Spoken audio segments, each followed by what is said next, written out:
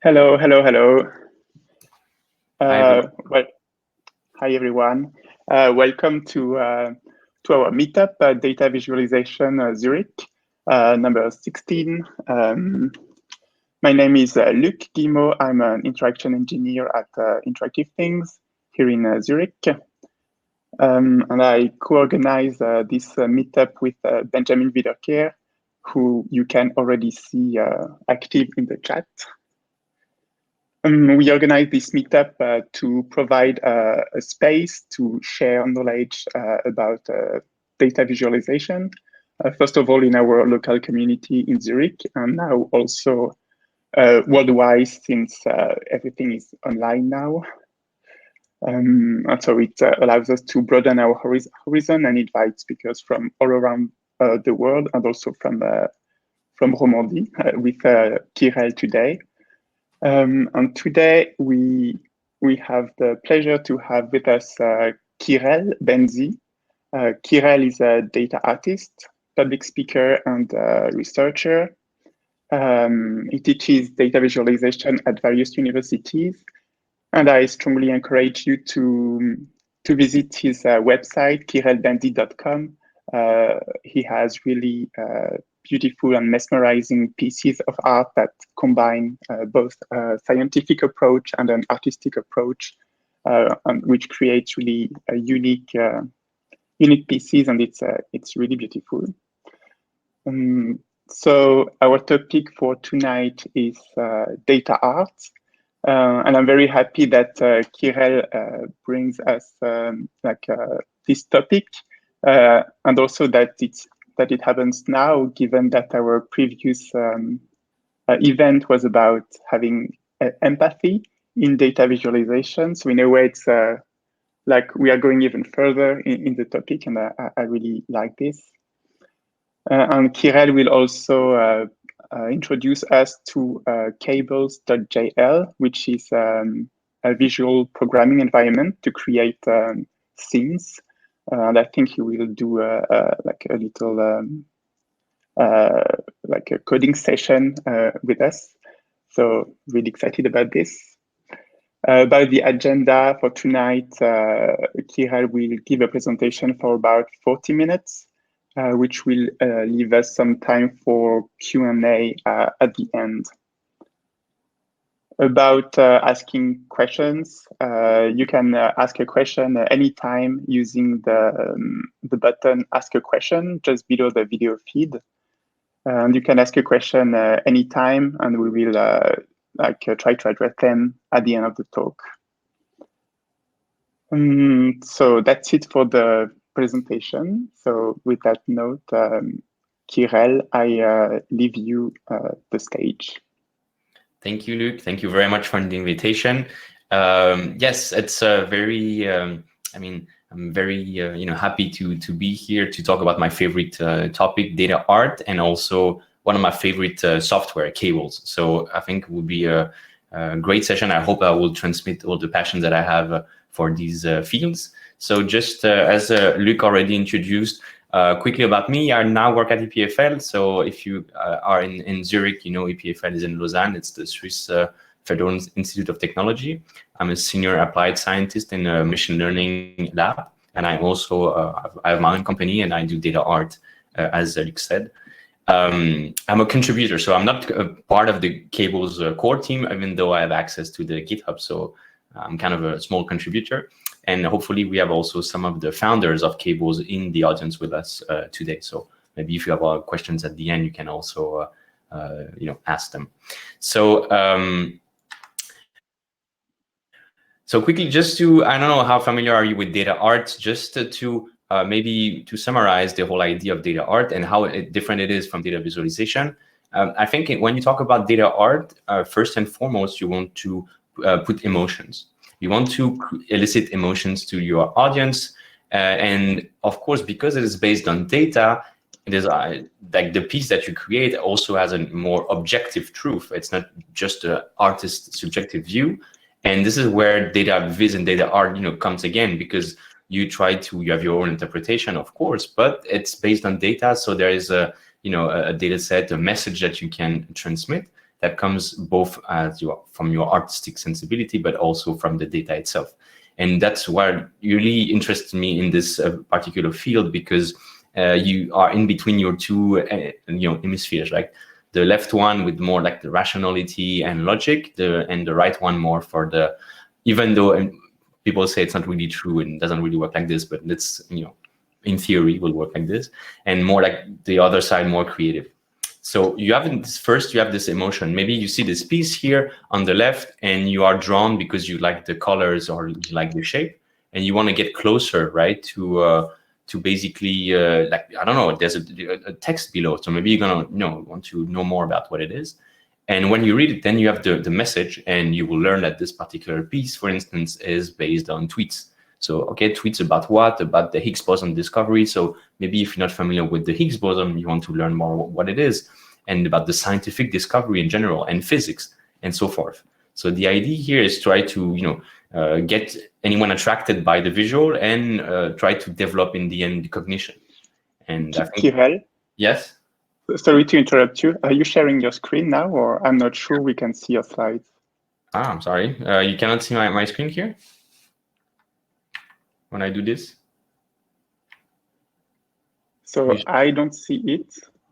Can you guys see it in the chat? No, we can't. No, we can't. Okay. Okay, so let me do it again, because it was already shared. Can you see it now? Okay, sorry about that. So this was me. We are here. I don't know why it was working before, but it's okay. So as I said again, if you look at this piece, maybe you are attracted by the colors, and then you can, in the bottom, you can read, right, the description, and you want to know more about the piece itself, right? Let's move on. So how do you design a data art piece? And then we're going to see how we can basically do that with Cables, but just in general, like the design process, for me at least, is very similar to what you would do in data visualization, right? It's something iterative. It's not linear. Sometimes you have a great idea, you spend 2 hours, you have something you're very proud of, and then you say, oh, but I didn't spend enough time, right? So let me spend 2 more weeks on this. Then you show it to people, and they prefer the thing that you did in 2 hours, and you basically like lost 2 weeks. This is like a true story. Basically you have to ask yourself whether the piece is going to be static, animated, or interactive. Is it going to be an abstract piece or more figurative, right? Do you want people to, when they look at the piece, to understand maybe what the data set is about, or do you want to stay more abstract? What are the shapes you can play with, the different colors?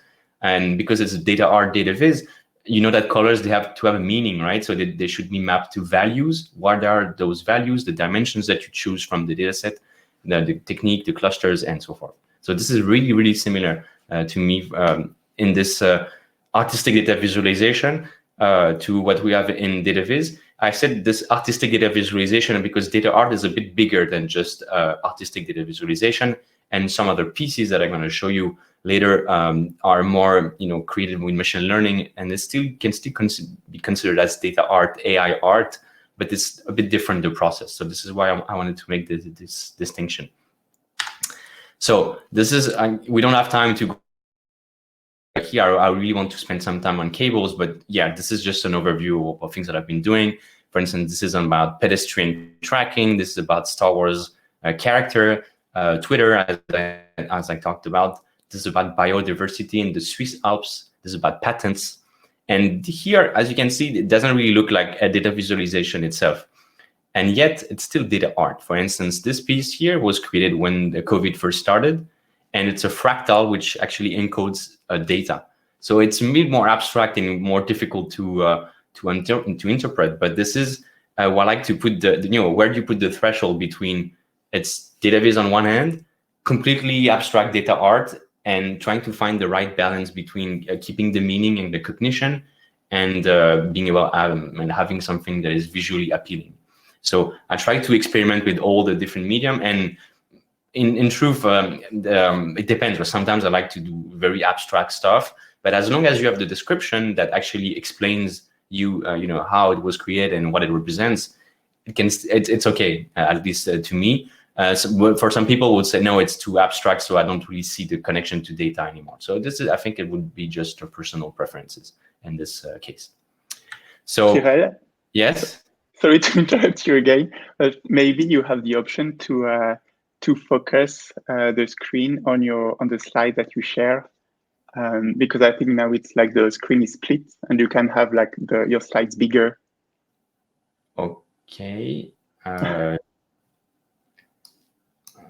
I'm not sure how to do that, but my screen is in full screen basically. I can turn off the camera maybe. Is it better now? I think so, yeah. Okay. Yeah. Wonderful, yeah. Thank you, sorry. On Zoom, I mean, you can have both, but it's okay, right?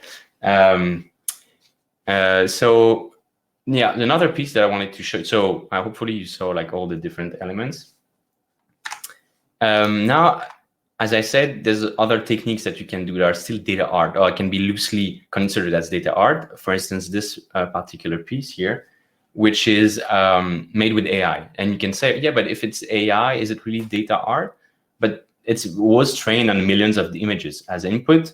And you also, to synthesize this image, you basically put data and play with the parameters. So it could be loosely considered as data art, but or AI art. But here the old artistic approach is a bit different, because you cannot really see any data points here. You hopefully there's a message behind it, and it's really leans towards the artistic practice.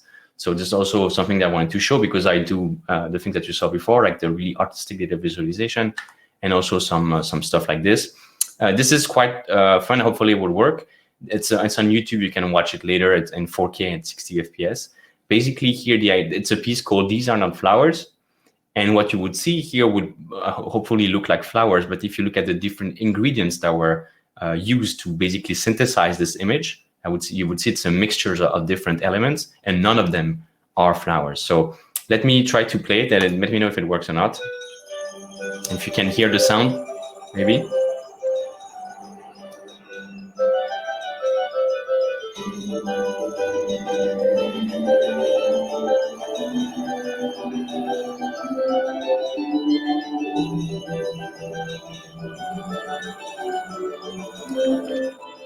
So if it's very laggy, I will basically give you the link afterwards, so you can really watch it in high quality. It's 4K at 60 FPS. If you just, it's on my YouTube channel, I'll just give the link at the end, if it's better. So just to conclude this data and art about my work, I also do exhibitions that are been displayed a bit around the world. And for instance, the last one was in Paris for a week. So it was this AI art stuff displayed on this particular wall. So it was quite interesting to see and ask the reaction of people, and asking you, but okay, what does it look like? What does it represent? And can you tell me more about the process?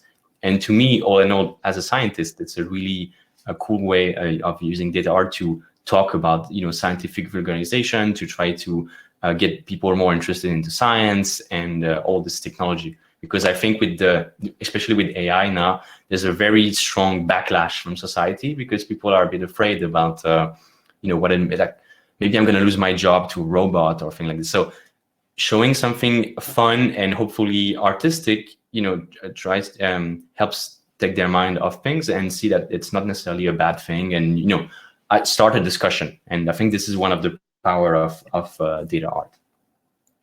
So now, what you saw before was like mostly stuff done with either static images with Python and JavaScript, or videos, so that you basically uses machine learning, so you have to run it on several computers. But there's a project that I discovered, and this is why we're here tonight, to talk about Cables, because this project to me was a revelation. I come from the scientific background, and I'm used to programming a lot. But I realized that most people, when they do artistic projects, for instance, for shows or video 3D, 3D creation, or anything like this, they actually use a node-based like software. And so Cables is, if I had to describe Cables in one sentence, I would say it's a no-code platform for interactive graphics data visualization, and creative AI on the web. So it's was created by the Undev team, and like it's a company in Berlin, which it's a creative studio, and they do interactive graphics like data visualization. Of course, they created this tool for their own projects, and they decided that it was that to share it with the community. And so that anyone now for free can register and play with this tool, also contribute, be part of the community. And just to give you an idea, the project started like 5 years ago, and there are more than 47,000 projects already made on the platform. So what does it look like if you are interested? Basically, so the website is called Cables.gl. I will do a live demo after, so don't worry if you didn't catch it. And as you can see, so these are just the public patches, right? I don't know where this, yeah.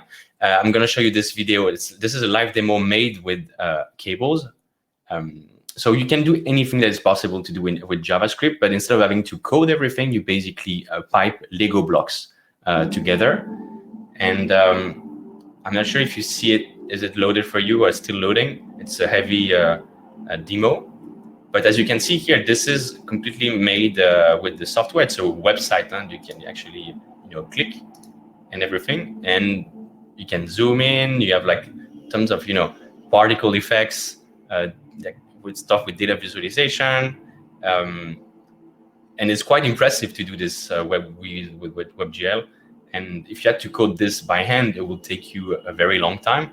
And hopefully with the software, you can basically cut down the development time and really focus on the creative and artistic aspects instead of just having to redevelop everything from scratch. So this is a more simple example that we will, that I will show you in a few minutes. And then we will see how it works, basically. And I wanted to show also another thing that we just incorporated into the software itself. Because you could say, yeah, but it seems that it's good for WebGL, but WebGL is not data visualization, right? It's not exactly the same techniques. Mostly when we do data viz on the web, we mostly either write on an SVG file or on Canvas 2D. But Cable is so versatile that actually it's you can create blocks for anything. And there are tons of blocks for divs, like HTML stuff. And recently we incorporated the eCharts library. So I'm not sure if you're familiar with this library. I discovered it quite recently. It was created originally by Baidu in China, but now it's on the Apache Foundation. So anyone can, it's open source, anyone can play with it. And now we have this library incorporated into Cable. So you can create any kind of interactive graphics. You have more than 150 charts already available to you. And as you can see here, this is like how the interface looks like. There's no code, right? You just pipe blocks and you connect them. And each block is actually like one or several JavaScript functions that are packaged together. And you basically, by connecting the right colors and the right input and outputs, you create your projects. So it's like everything is like a small API that you call to do one action.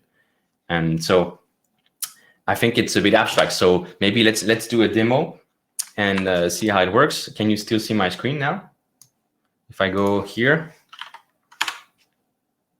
Yes. Okay. So when you log in, you basically have to log in, and then you will go to this page. So it's free. Anyone can register. You have here all the top of the month, and so all the projects that are being created, the latest patches by all the community, the top ones, so the most voted one, and also like another page here made with Cables, where like the professional projects and like are longer, and they took longer. Most of them are actually created by the team behind Cables. The one that I showed you, Convergence, is actually somewhere here at the bottom. So you can do tons of crazy stuff, right? You can, it's the power of WebGL. You can import here a normal map, and then you can basically extrude it on and off, right? And as you can see, it's quite smooth. My computer is not crazy, but it's 60 frames per second if your screen is 60 Hz, and it's quite smooth. And you can play with the camera and stuff like this. So how does it work? You here, right? And you basically will have to create. By default, you can create an empty project, and you have like predefined templates, or you have your list of patches that you already created. So I have some examples just to show you it's not only about visuals, it's also about sound. We have a web audio and cables, and you can make some quite interesting beats and everything. So in this,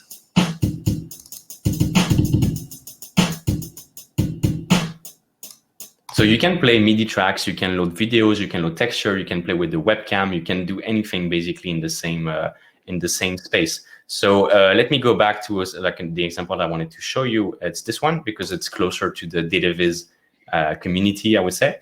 So what you will notice is by default, all the patch, you can choose the patch to be public or private, and it will be hosted here. In one click, you can also export it to Netlify or GitHub and host it somewhere else. But by default, it's pretty cool. If you want to show clients or people projects, you can just give the URL and you put it here, and then automatically it's in full screen. If you see my screen again, yes.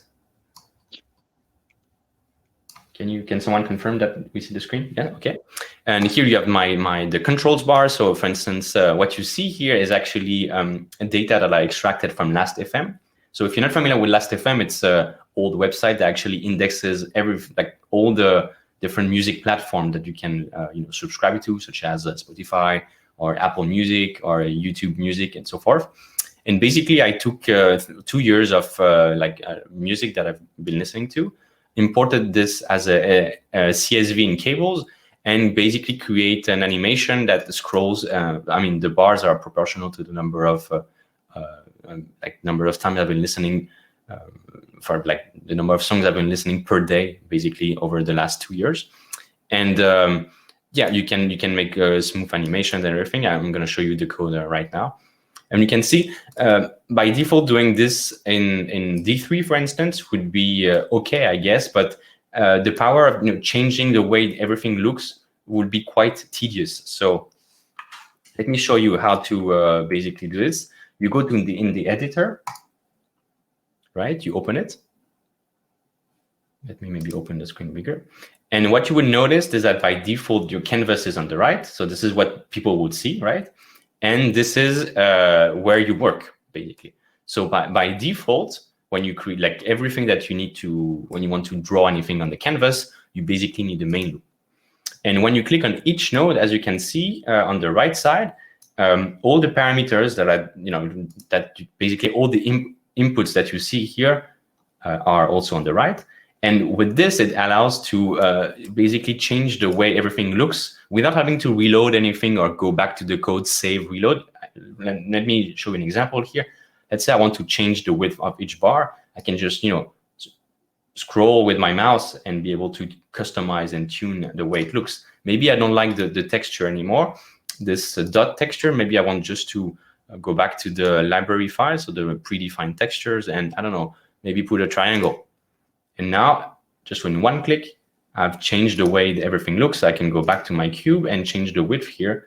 And so, by doing this, maybe you go back to the circle stuff.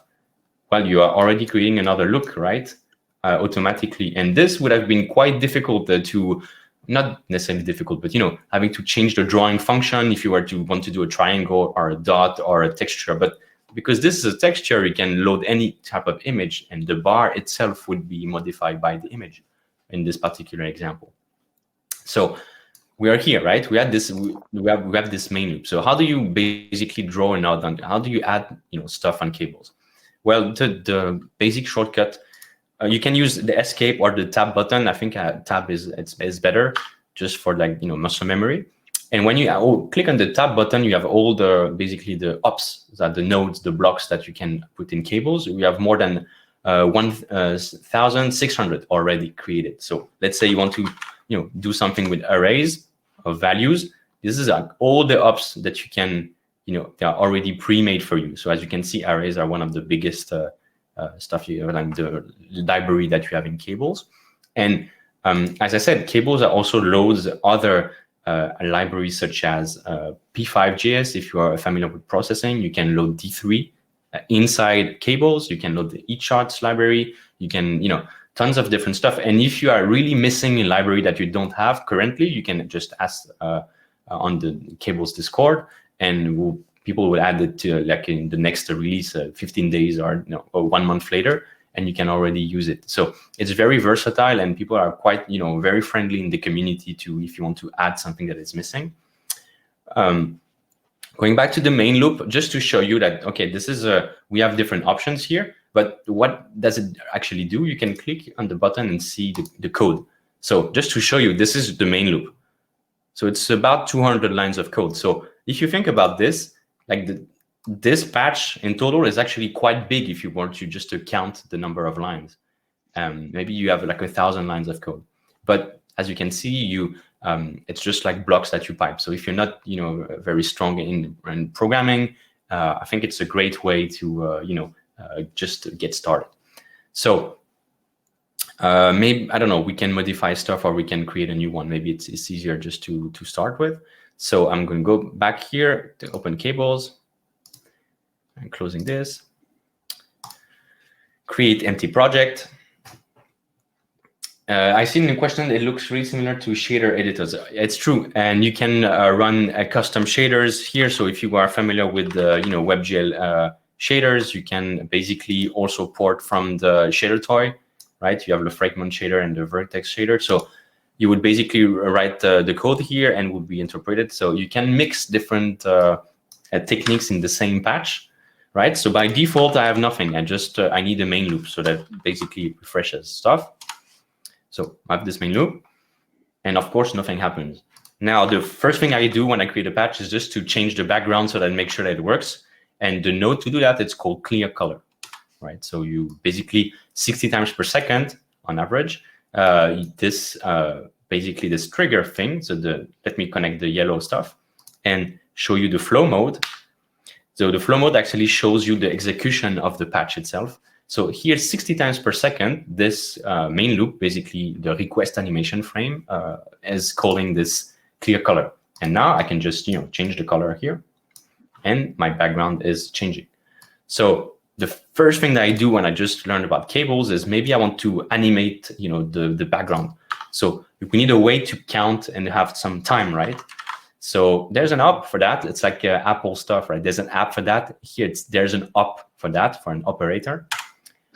So you have a timer like this, and as you can see, the value here moves over time. It's a timer, right? So now I can say, okay, I want to change the values here, my R value, G, or blue value, right?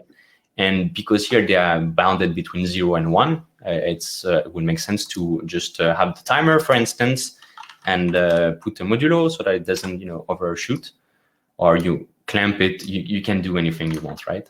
And here would go from 0 to 1. And now I can just pipe this in the red color. And as you can see here, it's changing the red value. Maybe it's too fast, so I want to, slow things down here. And as you can see, you can either modify the values here by typing them or playing with your mouse, or connect to another op, right? So anything here is actually a value that I can pull and put like as a number. Right, here it's a number, so the node number. And when I modify this value, will actually change it. So you connect stuff like this.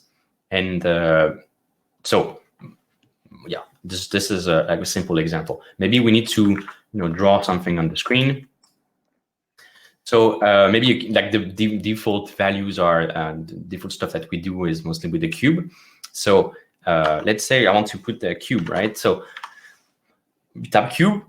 And then you have this geometry, and it tells you, okay, this op cannot do anything without at least connecting these ports. So of course you need to be able to render this cube, right? So you need to connect it to the trigger function, things that has been refreshed as the event loop goes along, basically. And there I have my cube. But you say, okay, this cube doesn't really look like a cube, it mostly looks like a square. And the colors are not really, you cannot do anything with this cube. You can move it, you can maybe change its width, length, and height. You can center it, you can remove some of the faces. But here, because it's facing the camera, basically, we don't see anything. So it would be great to have a camera so that we can basically move around and see that our cube in 3D, for instance. So like the most common camera that you will find It's called orbit controls. So it points towards the center of the screen, and you can, with your mouse here, move around, zoom with the wheel, and pan with the right button. But as you can see here, the cube doesn't. I mean, we don't see any edges because it's not shaded, so we don't have the right color. So when you do in WebGL, you basically assign a shader, so that a program that will actually tells your, on the GPU, that tells, okay, how to render each faces and each vertex, so each point in the geometry. So you have tons of different materials that you can put.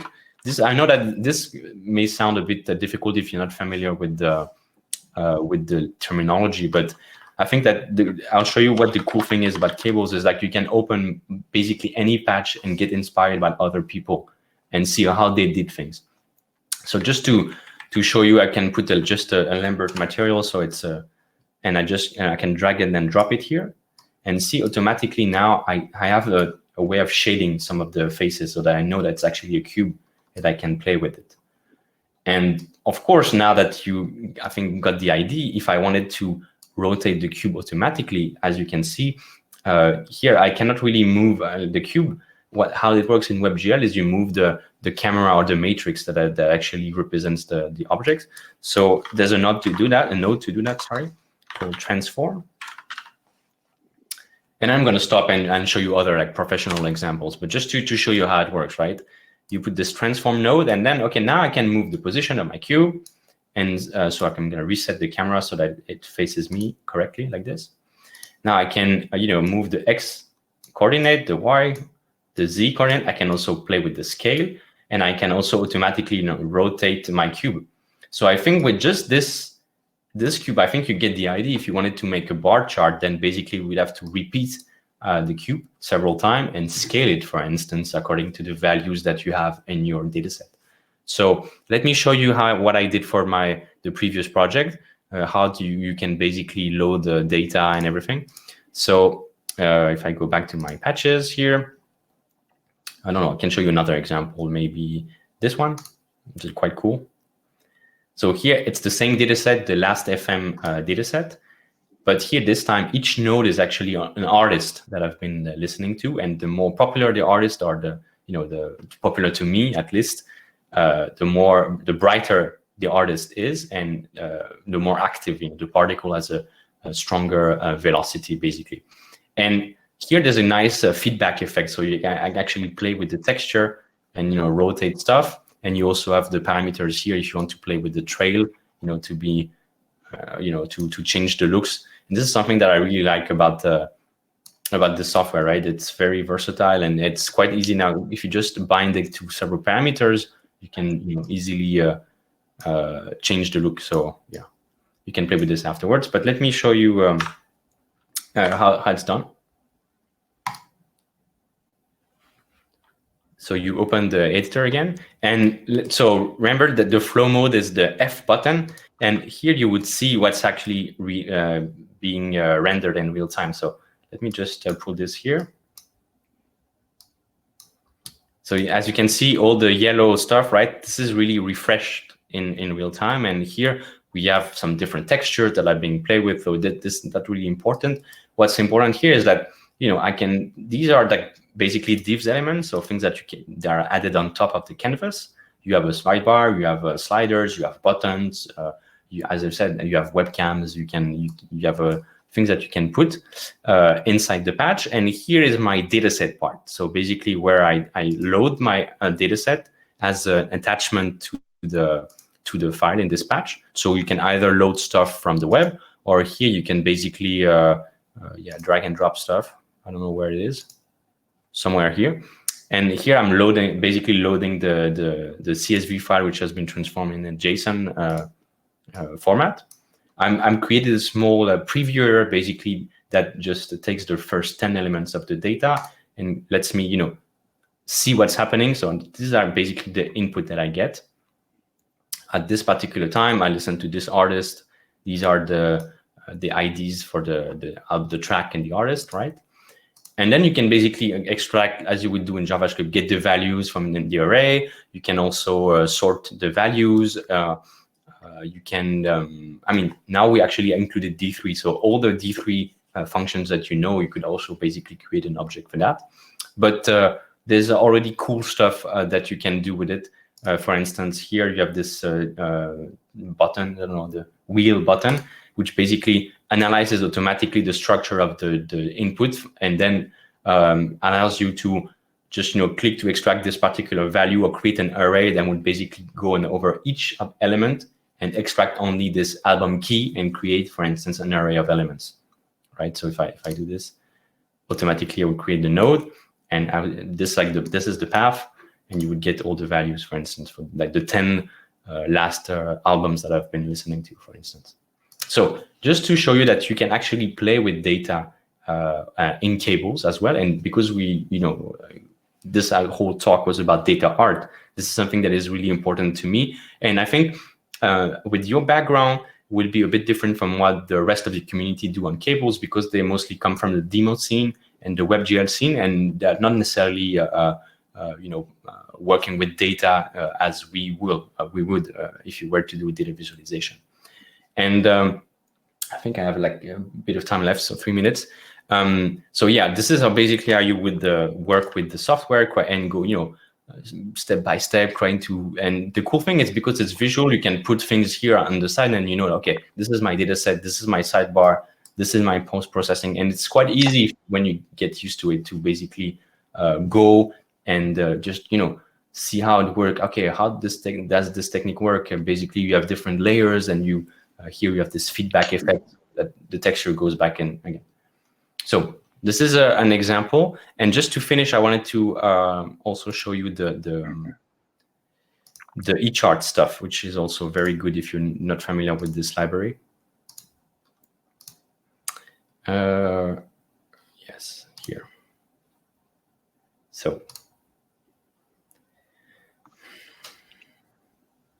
So here I really like this. If you didn't really know this Dataviz library, please check it out. But I wanted to show you that this is basically a node that I created that is going to be hopefully incorporated into the next release next month. But basically, this is your chart. You read the configuration or the data, and you set it. I mean, this is really like you have to know the eCharts library, but basically it's a big configuration object that you set, and you can also put the data, like the series, how you render the colors of the bars, for instance, or anything. And here, as you can see, it is actually interactive. You can click, you can bind any events on the chart, and all the charts are linked. So this here is actually moving this particular part. Everything is interactive, and you can filter stuff, play with it, and it allows me to show you a custom operator. So sometimes you want to create your own operators because they don't really exist, or it would take too many nodes to create. There's a very cool new op called the custom op. So basically, you can always create a new op. Here, you just put you put the name, and you can create it. But this op would be basically public, personal to you, but be available on all the different projects that you create. But you can also create a local op because it doesn't make sense to share it with other projects. For instance, this one. And this one is actually how I created this the chart. So just to show that it's quite powerful, this is a pure JavaScript code. So you have all the configuration JSON that you would need for eCharts. But at the same time, you can put some really like new functions and augment the whole ID here, the whole node, and basically use that as an input for the chart. So I'm not sure if we still have time or not, but yeah, this is Cables. I'll be really happy to, I'm basically giving a workshop next month with the graphic hunters about this. And if you have any question, let me go back to my slides. I will be also happy to answer them. Just to show you, like, if you want to be really not really sure what is data art, or if you want to pursue this path, just let me remind you that creativity is the most demanded soft skill according to LinkedIn, which was quite crazy if you think about it, meaning that companies are looking for creativity more than, let's say, emotional intelligence, teamwork, or everything. So the first and foremost skill is creativity. And I think data art is a great way to practice this creativity. So I have this YouTube channel where you can find my artworks, but also tutorials that I did with Cables. So if you're not really sure it was a bit too fast, please go here. And you see I created like a very small introduction and so it takes some time, but I mean, it's a very gentle introduction to everything that I covered. The first idea is a project is a gradient that changes with your location. So it's more like a data art stuff. The second one is more about creating the beat machine that I showed you, and the eChart stuff that I'm talking about. So please, if you are interested, go and visit this. And if you have any questions, I'll be happy to answer them.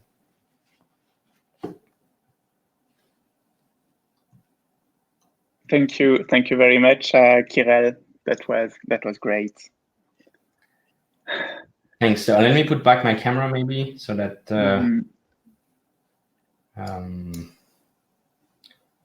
close this message. Okay. If you have any questions while I'm putting my camera, please let me know. Yeah. So yeah, please don't hesitate to ask questions if you want in the audience. Like I think we already have 4 questions. So let's go through the questions. The first one is, can we link cables to an external data set? Yeah, I think you've shown that you can use a CSV file. You can use I guess you can basically query any node, I mean, any API you want. So yeah, no problem here. Awesome. So we have a comment, like very appealing, interested in a comparison with nodes.io and lunalong.org. Yeah, so so in nodes, basically, I'm not an expert, but the difference with nodes, I think nodes, they don't have any pre-made blocks, right? So it's more like if you go back to the cables that I showed you, it will be custom ops everywhere, right? Nodes are you put the code you want to put and you can link them. But here, the cool thing about cables is you have 1,700 nodes already pre-made for you, so you don't need to basically reinvent the wheel every time, and you can get also inspired by the community and pick their nodes basically. So that this and so it's growing over time, and I think the value really is the pre-made nodes, so you don't have to code again and just pipe blocks together. Good, thanks. Let me see. So we have a question about the eCharts module. Is it already implemented or is it in the next release? So the eCharts library is already in the software, but the nodes that I created are not, I mean, they are on my profile, but they are not public for everyone. In the next release, there will be, but maybe if you guys are really interested, I'm sure I can reach out to the Cables team and say, hey, we are so many people interested, let's release it. But the thing is, when we have to make sure that it works in all cases, it seems to work. But basically, like binding the whole library into one node is not an easy task because you have so many ways of interacting with it. But so far, we have all the events, and you can basically update in real time. So we have, I think, you have like 70% covered already in just one node. So yeah. Nice. Yeah, really looking forward to this one. I knew this one. This is why I wanted to, not show too many WebGL example, but also this DataVis node, so that you have no excuses. Like you can do anything in this cable software. Cool. So we have another question. Thanks very much for the presentation. The most popular flow-based programming environment for art is probably Max plus MSP Jitter.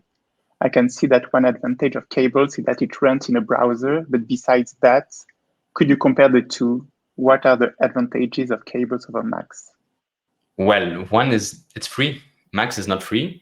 Max is really created for to synthesizer. Even though they have a 3D graphic stuff, it's really I mean it's not made really for graphics. Even though you can do stuff, I'm not an expert, and so just take with this a grain of salt.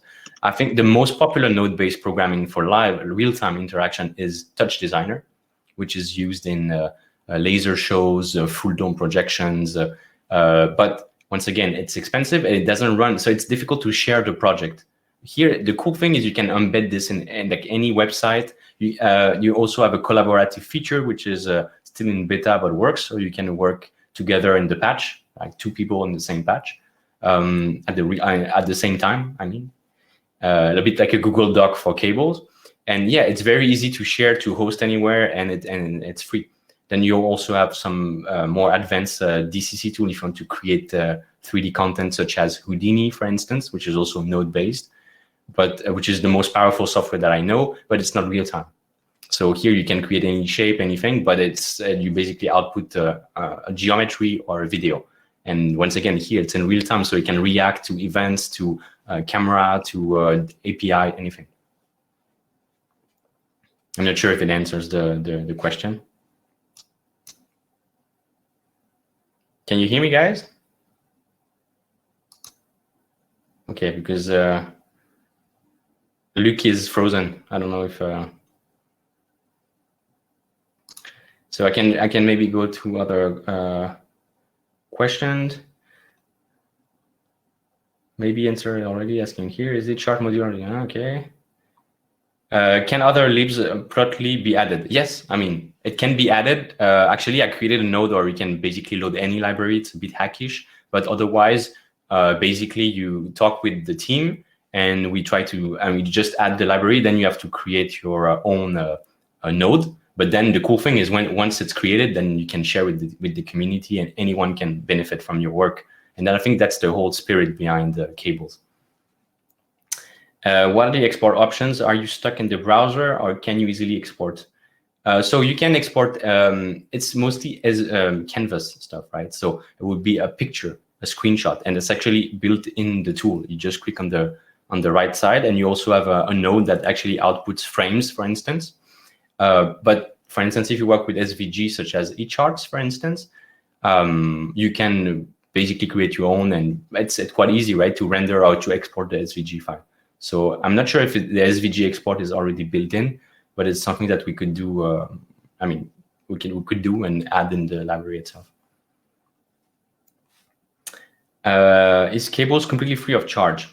So Cables is free. The editor is going to be open sourced this year. And at each patch that you create, you can put your own license. So you can say, I don't want, you can, the patch is not necessarily public, right? You can just share a private link.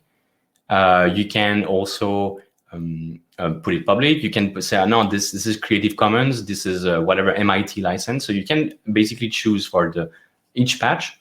And then if you don't want to be hosted on Cables, you can just export it. It's one click in the settings to your GitHub page, for instance, or Netlify, or you can host it on WordPress, and then you're in full control of the code, and so it's yours forever. And the cool thing is that it doesn't break if we update the nodes in later, right? Because you have a fixed version for this patch. Yeah, there's a link here. You can check. I'm interested in the audio visual aspects. Are there ways to control sound? Yes. So I was also interested with the sound stuff. And one of the Cables dev is actually working actively on the sound with web audio, which is a bit difficult, especially with iOS, because I didn't tell you that all the patches that you create also work on mobile, right? Because it's with the web, and it's quite smooth on the iOS or Android. And you can do effects like reverbs. We have, for instance, new notes to patch with MIDI. If you go on the YouTube channel for Cables, you would see there's a whole sets of video on VJing with Cables, or you read MIDI input, and you can also output MIDI, have the creating scales, and and this is basically what I did with my drum machine. I'm just reading samples, but then you can also play with MIDI as well. Yeah. Do we have any other questions?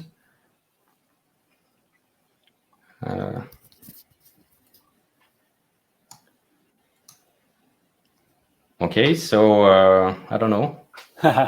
Kirell, I'm running to talk for hours, but if you guys want to, I'm taking over here for Luke just for a second because he's having issues with his connection. I just saw that Ruben asked another question, which I would love to sort of like send your way. Oh no, you already answered that one about the commercial aspects of it.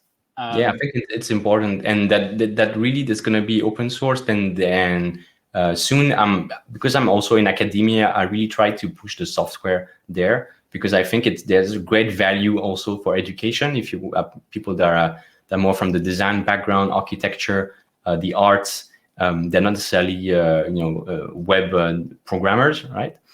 And I think in the future, if you think about it, then if you have more and more nodes that are being created, and also patches that you can basically package, because you also have the ability to create sub patches, then in the future you will have like a node for eChart, for Plotly, for processing data, for any API, and you could connect I don't know, Airtable with Google Calendar. You can basically create any kind of front-end development inside of it. So I think that the more people that uses it, the stronger the community is, and then the ability to go even faster. So this is where the low-code approach, I think I really like, because if you want to create something that you're not limited by the tool, you can still code in JavaScript and do whatever you want. You can actually just make one node and code everything there.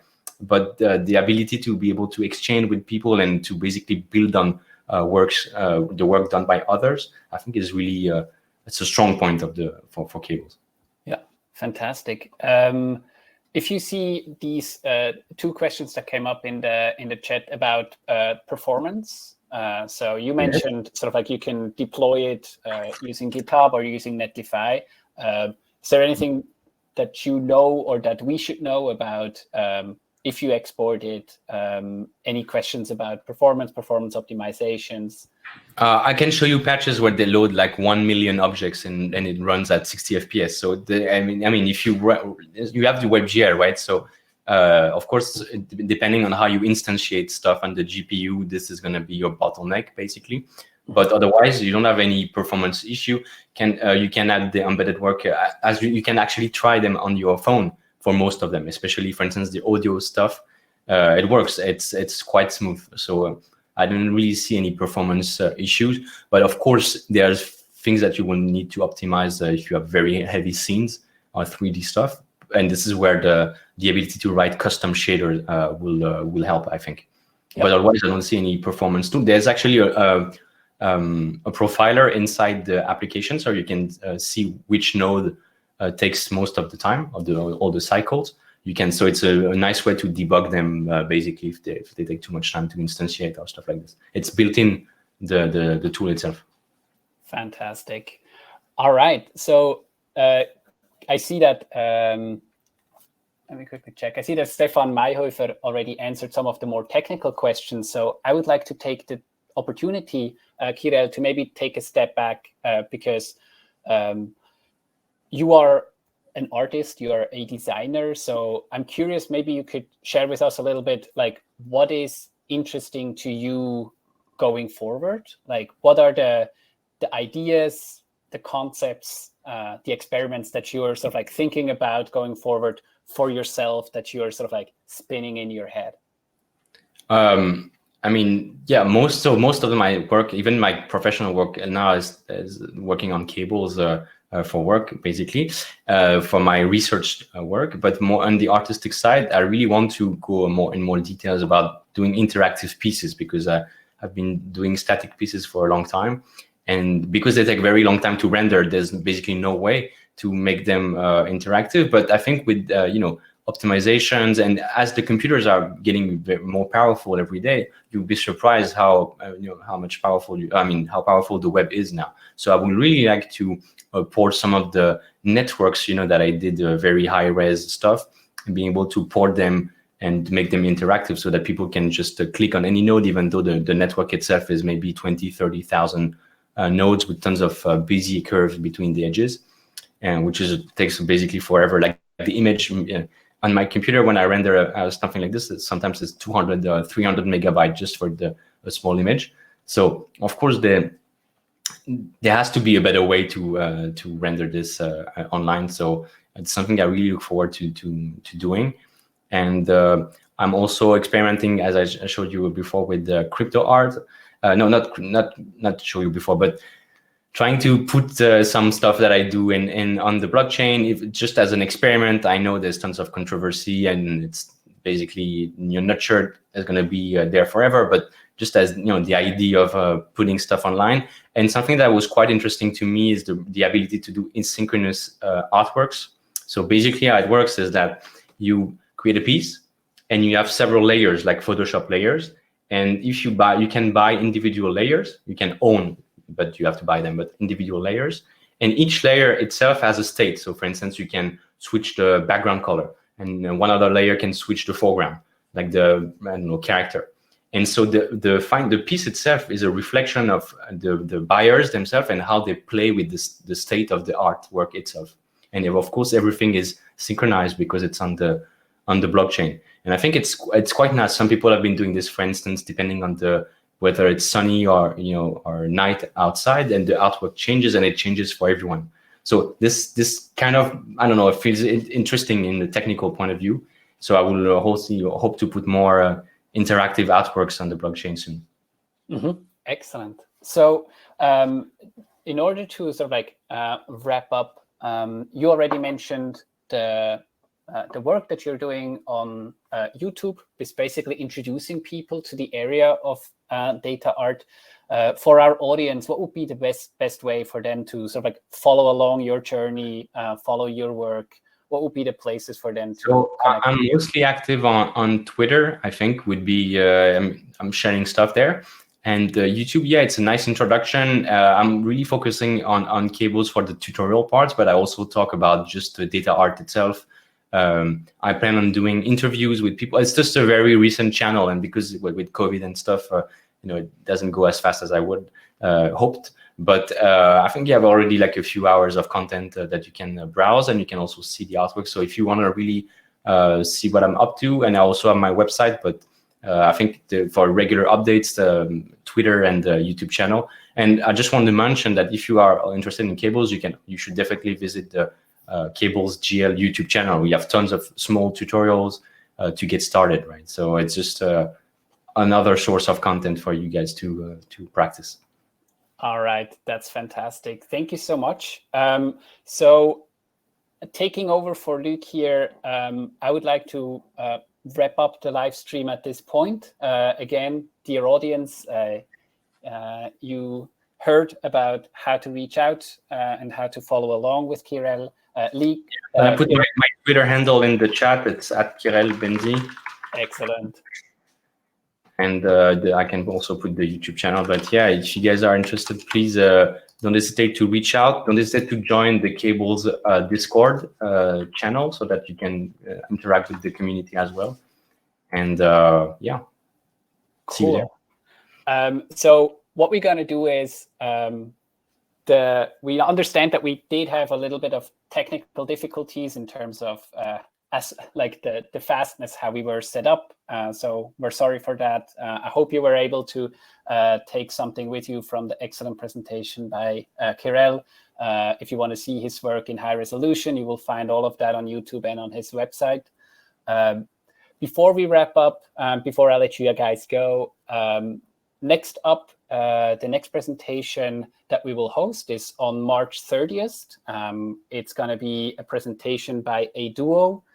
This is Julia Mia Stirnemann and her partner in crime, Ruven Bühlmann, who have created the World Map Generator, which is a web application that allows you to create maps with not the most usual projections, and they will also discuss what geographic projections or cartographic projections mean, how we see the world. So join us March 30th for the next iteration of Data Visualization Zürich. And I thank you all for joining us. Kirell, again, thank you so much. Thank you very much for having me, and see you guys hopefully on the Cables stuff community. Excellent. Thank you so much. Logging out. Bye-bye. Have a nice evening. Ciao.